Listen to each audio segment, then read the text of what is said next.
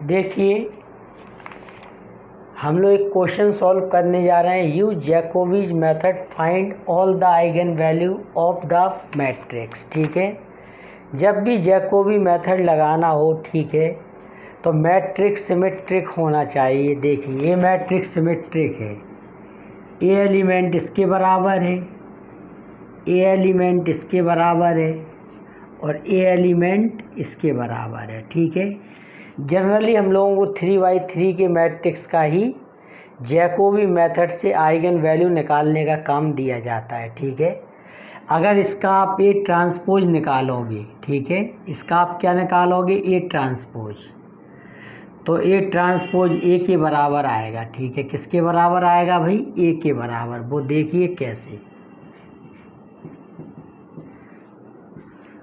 रो को कॉलम बनाओ,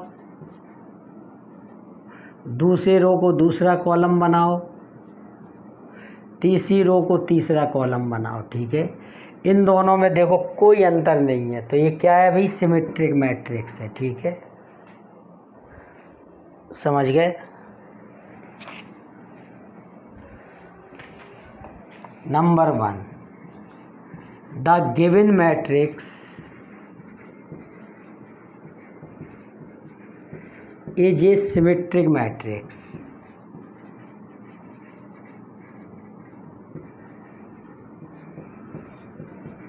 ठीक है, सबसे पहले तो सिमेट्रिक मैट्रिक्स हो गई। नंबर 2, अब देखेंगे एक बात, अब बड़े ध्यान से आपको यहाँ से समझना है। ठीक है, जैकोबी मेथड किस तरह से अप्लाई किया जाता है। ठीक है, अब देखिए, इन 3 एलिमेंट को छोड़ दीजिए, यानी कि प्रिंसिपल डायगोनल के एलिमेंट को छोड़ दीजिए, 1 3 1 को, इनको हम लोगों को नहीं देखना है।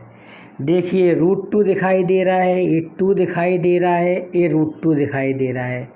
तो सबसे बड़ा इसमें ऑफ डायगोनल एलिमेंट कहलाते हैं 3 और ये 3। ठीक है, लार्जेस्ट ऑफ डायगोनल एलिमेंट कितना है, 2 है। ठीक है, 2 यहाँ और यहाँ है। ठीक है, here largest of diagonal element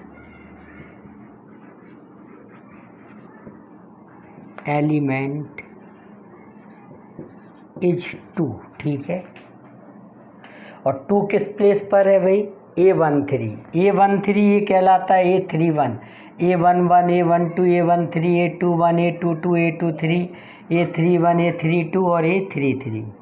तो A13 और A31 बराबर कितना है, 2। अब देखो, लेट ऑर्थोगोनल मैट्रिक्स कैसे मानते हैं। सबसे बड़ी प्रॉब्लम बच्चों की ये रहती है कि ऑर्थोगोनल मैट्रिक्स कैसे मानी जाए। ठीक है, ध्यान से सुनिए अब आप कि ऑर्थोगोनल मैट्रिक्स कैसे लोगे आप। तो हमें इसको और इसको कवर करना है। ठीक है, समझना, यानी कि ये दोनों कवर हो रहे हैं, तो इसका मतलब हमें ये लेना पड़ेगा इतना। ठीक है, समझ गए। अगर मान के चलो ये √2 होते और ये 2 होता, ध्यान से समझना, इसको हटा दे रहे, तो सबसे बड़ा ऑफ डायगोनल एलिमेंट क्या होता है, A12। तो हम इनको कवर करते, इतने हिस्से को, इतने को। ये कवर का मतलब क्या है, इसको cos थीटा मानते, इसको -sin theta sin theta cos theta. ठीक है, लेकिन अभी को क्वेश्चन क्या है अपने पास कि ये तो √2 है और ये 2 है। ठीक है, इतनी बात, तो हमें इसको कवर करना है, इन दोनों को। ठीक है, तो देखिए हम ऑर्थोगोनल मैट्रिक्स क्या मानेंगे, यानी कि अपन को कवर करना है कॉर्नर। तो कॉर्नर में एक cos थीटा मान लोगे, इसको -sin थीटा और sin थीटा cos थीटा। ठीक है, यहाँ 0 यहाँ 0 यहाँ 0 यहाँ 0, यहाँ क्या लोगे, 1। ठीक है, समझ गए इतनी बात। अगर ये मैट्रिक्स ऐसा होता, फिर से समझो,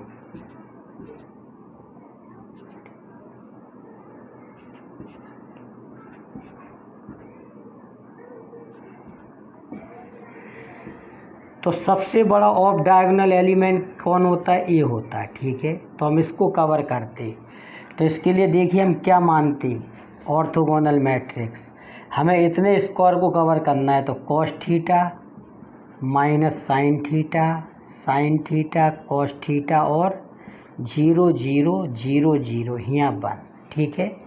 मान के चलो भाई, ठीक है, अगर यहाँ होता तब ऐसा होता। सबसे बड़ा ऑफ डायगोनल एलिमेंट लेते हैं, ठीक है। अब मान के चलो कि इस पर भी √2 होता और ऐसा होता, ठीक है। तो सबसे बड़ा ऑफ डायगोनल एलिमेंट कौन होता भाई? ए वाला, ठीक है। तो इसको देखो कैसे कवर करोगे, तो ये स्क्वायर बन रहा है, ठीक है। तो इसके लिए आप क्या मानोगे टी, वो देखो। Cos theta minus sine theta और साइन थीटा कॉस थीटा, ठीक है। यहाँ 0 यहाँ 0 यहाँ 0 यहाँ 0 और यहाँ 1, ठीक है।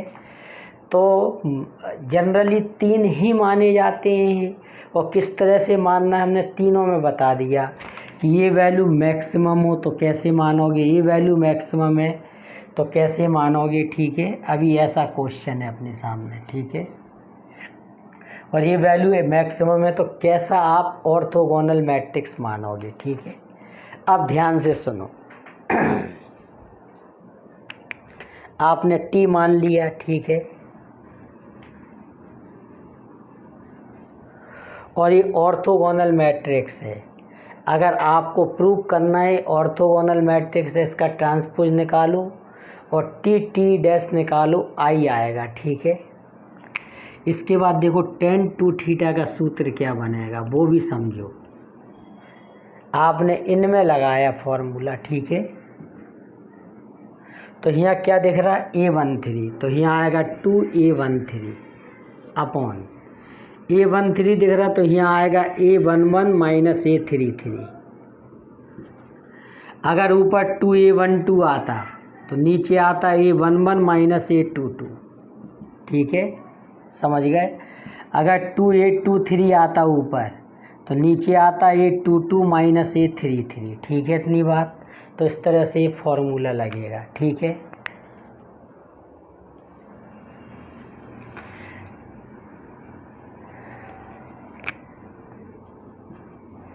तो A13 की वैल्यू कितनी है?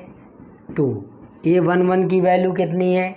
A11 A12 A13 A21 A22 A23 A31 A32 A33। इसको देखा करो इस तरीके से, A11 A12 A13 A21 A22 A23 A31 A32 और A33, ठीक है, इतनी बात।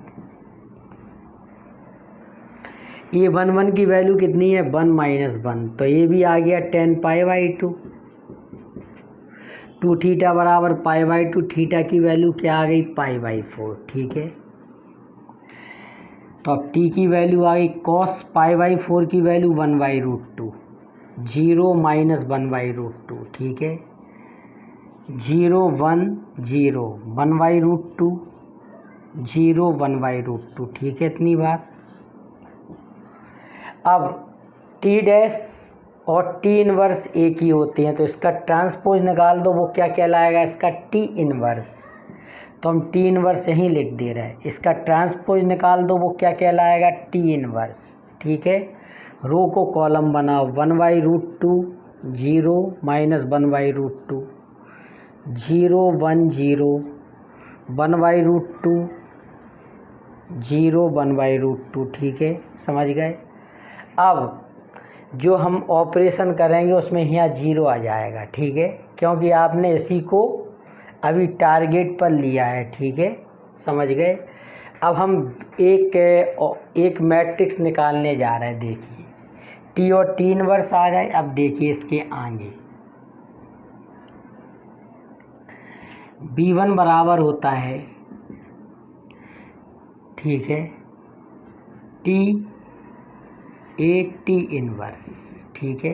क्या होता है? टी इनवर्स AT होता है, सॉरी, टी इनवर्स AT, ठीक है। टी इनवर्स की वैल्यू कितनी है? 1/√2, 0 1 बाई रूट टू, और 0 1 0 minus 1 by root two, 0 1 by root two, और a की वैल्यू कितनी है 1 root two 2 root two 3 root two 2 root two और 1, और t की वैल्यू कितनी है 1 by root two 0 minus 1 by root two, ठीक है, और 0 1 0, और 1 by root two 0 1 by root two, ठीक है। अब कैलकुलेटर का इस्तेमाल करके आप इनका मल्टीप्लाई करोगे, इसका जो रिजल्ट आएगा उसके साथ इसका मल्टीप्लाई करोगे, तब देखिए आपका जो सॉल्यूशन आएगा इसके बाद उसको समझिए।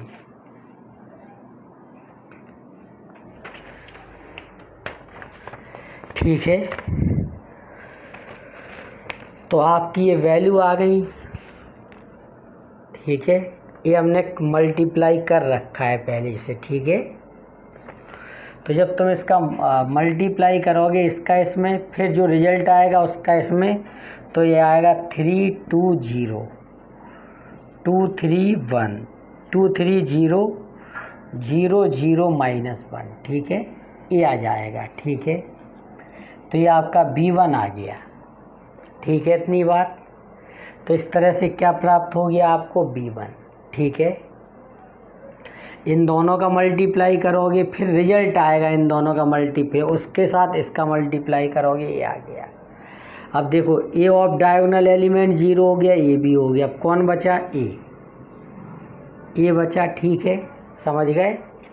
इससे आप इस पे आ गए, अब इसको 0 बनाना है आपको, ठीक है। तो देखिए भाई, since largest of diagonal element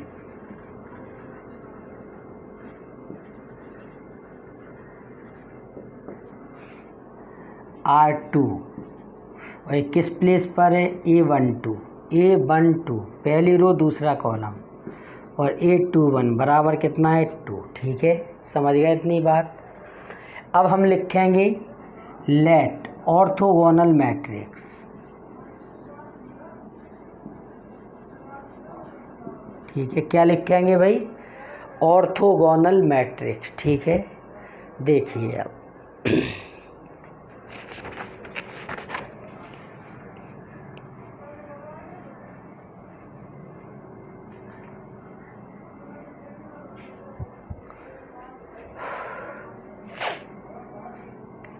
देखो, अब ए चल रहा है अपना, ठीक है, ए स्क्वायर बन रहा है, इसमें अपन को ऑर्थोगोनल मैट्रिक्स लिखना है। पहले टी माना था, अब T1 मान ले रहा है, ठीक है। तो आप लोग इसमें बनाना है आपको cos theta minus sine theta और साइन थीटा cos थीटा, और 0 0 0 0, यहाँ क्या आ जाता है 1। थीटा की जगह आपको अल्फ़ा लेना है, वो भी ले सकते हैं आप, ठीक है, अल्फ़ा ले लो, थीटा पहले हो गया, अब अल्फ़ा ले लो, चाहे बीटा ले लो, उससे कोई फ़र्क नहीं पड़ता है, ठीक है। अब देखो tan टू अल्फ़ा का सूत्र क्या बनेगा इसके लिए, ठीक है, इसके लिए tan टू अल्फ़ा का फॉर्मूला क्या बनेगा, A12 देख रहे हो आप, ठीक है। तो ये बनेगा 2A12 upon A11 minus A22, ठीक है, 2A12 upon A11 minus A22, ए वाला 1 है तो A11 और A2 है तो A22। अभी पिछले में क्या था 2A13, तो नीचे क्या बनाया था A11 माइनस A33, ठीक है। एक बार ध्यान लगाओगे तो आपकी समझ में आ जाएगा, ठीक है। अब A12 की वैल्यू कितनी है 2, और A11 और A22 की वैल्यू A11 है और ये क्या है A22 है, A11 A12 A13 A21 A22 A23 A31 A32 A33, ठीक है। तो इसकी वैल्यू 3 माइनस 3 है, ठीक है। तो फिर से ये आ गया 10 पाई बाई 2। तो 10 टू एल्फ़ा बराबर 10 पाई/2 है, तो एल्फ़ा की वैल्यू क्या हो गई पाई/4। ठीक है, अल्फ़ा की वैल्यू क्या हो गई पाई/4। तो T1 क्या आ गया, कॉस पाई/4 की वैल्यू क्या होती है 1/√2 माइनस 1/√2 0 1/√2 1/√2 0 0 0 1। ठीक है, अब इससे T1 इन्वर्स निकाल दो। तो ये ऑर्थोगोनल मैट्रिक्स है, तो T1 इन्वर्स का मतलब हो गया T1 ट्रांसपोज, इसका ट्रांसपोज निकाल दो। ठीक है, वही इसका T1 इन्वर्स कहलाएगा। ठीक है,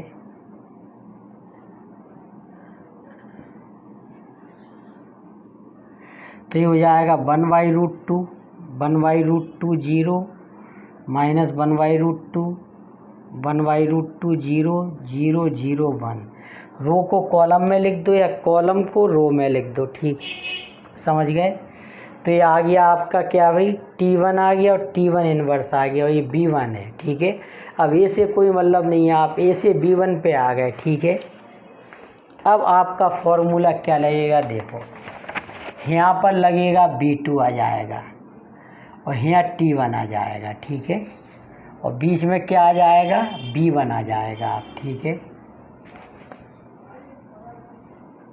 तो देखो अब क्या हो जाएगा इसको। ठीक है, बड़े ध्यान से समझोगे तो समझ जाओगे, और जब कोई चीज़ हम समझ जाते हैं तो वो हमें सिंपल लगने लगती है। ठीक है, T1 इन्वर्स क्या है 1/√2 1/√2 0 माइनस 1/√2 1/√2 0 और 0 0 1। ठीक है, और B1 की वैल्यू क्या है 3 2 0 2 3 0 0 0 -1। ठीक है, और T1 की वैल्यू क्या है 1/√2 माइनस 1/√2 0। ठीक है, और 1/√2 1/√2 0 0 0 1। ठीक है, किसकी वैल्यू है भाई T1 की। ठीक है, सब वैल्यू आपने रख दी। अब देखिए ये क्रम तब तक चलता रहता है जब तक कि डायगोनल मैट्रिक्स ना आ जाए। ठीक है, इतनी बात। अब देखिए जब इसका आप मल्टीप्लाई करोगे, ठीक है, तो मल्टीप्लाई करने पर ये आ जाएगा। ठीक है, देखिए ये मल्टीप्लाई करने पर आपका आ जाएगा ये 5 0 0। ठीक है, 0 1 0 0 0 -1। ठीक है, आप कहें तो इसका मल्टीप्लाई करके भी बता सकते हैं। देखो इन दोनों का मल्टीप्लाई करोगे तो क्या आएगा वो देखो। चलो ये आ जाएगा 5/√2। ठीक है, इधर भी 5/√2 आएगा, इधर 0 आएगा, इधर आएगा -1/√2, इधर आएगा 1/√2। ठीक है, इधर 0 आएगा। ठीक है, यहाँ 0 आएगा, यहाँ 0 आएगा और यहाँ -1 आएगा। अब इसमें मल्टीप्लाई करना है, रो को कॉलम पे उठा के जोड़ते हैं। ठीक है, ये तो आपने 12th लेवल पर भी ये काम किया होगा। ठीक है,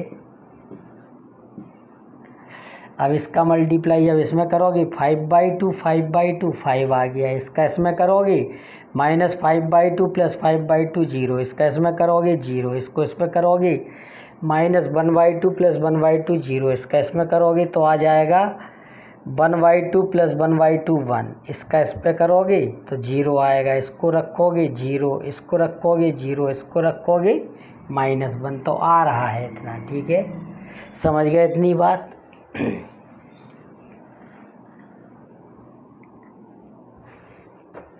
अब देखिए B2 आ गया, तो ये क्या आ गया भाई डायगोनल मैट्रिक्स आ गया।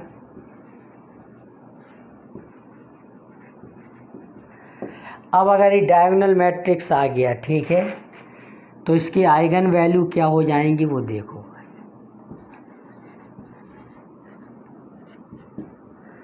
5 1 और -1, ठीक है। अगर आपको आइगन वेक्टर निकालना है, ठीक है, तो देखो तीन आए आइगन वैल्यू। अब देखो आइगन वेक्टर कैसे निकलते हैं।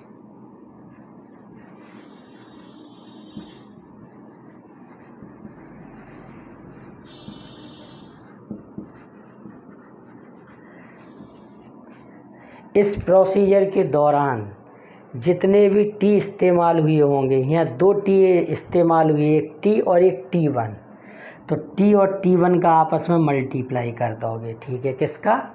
अगर मान के चलो ये 4 लगे होते, T1 T2 T3 T4, इसको ऐसा बनाते बनाते तो उन चारों का मल्टीप्लाई कर देते, ठीक है। जो अपना टी था वो क्या बना था भाई?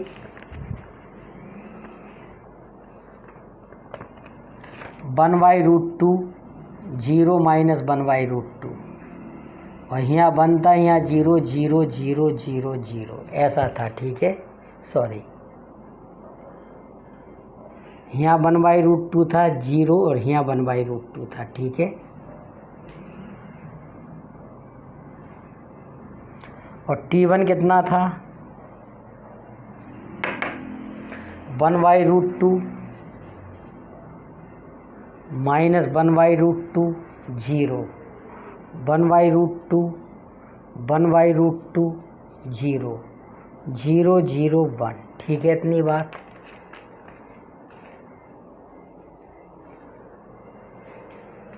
इन दोनों का कर लोगे आप मल्टीप्लाई, ठीक है। मल्टीप्लाई करने पर आपको आइगन वेक्टर मिलेंगे, ठीक है। वो कैसे मिलेंगे वो हम बता रहे हैं।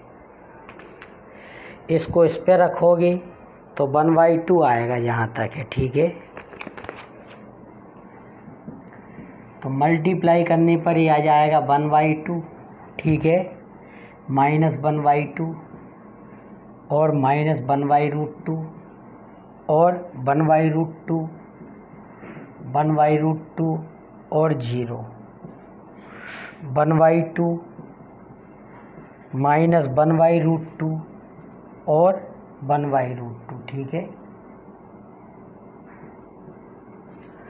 देखो रो को कॉलम पे रखो, 1/2 0 0, तो 1/2 आ गया। इसको इस पे रखो तो -1/2 0 0,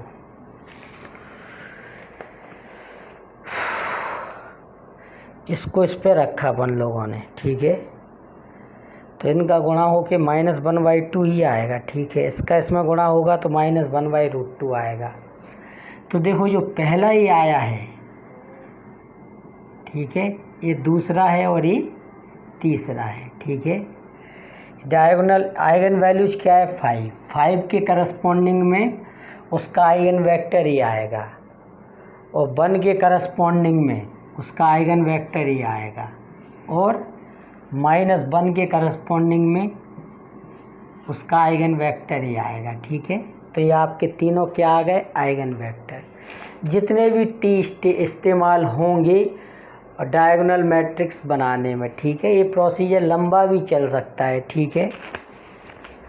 ओके।